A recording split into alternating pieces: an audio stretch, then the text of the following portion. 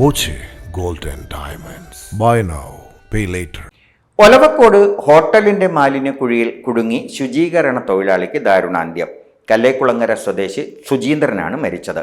പാലക്കാട് ഒലവക്കോട് ഉമ്മിനിയിലാണ് സംഭവം.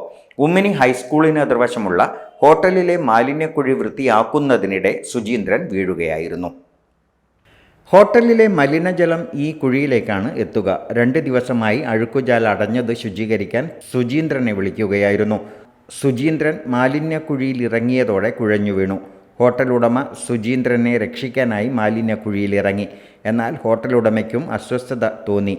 ഇയാളെ നാട്ടുകാർ ചേർന്ന് പുറത്തെത്തിച്ചെങ്കിലും സുജീന്ദ്രൻ കുഴിക്കുള്ളിൽ കുടുങ്ങുകയായിരുന്നു.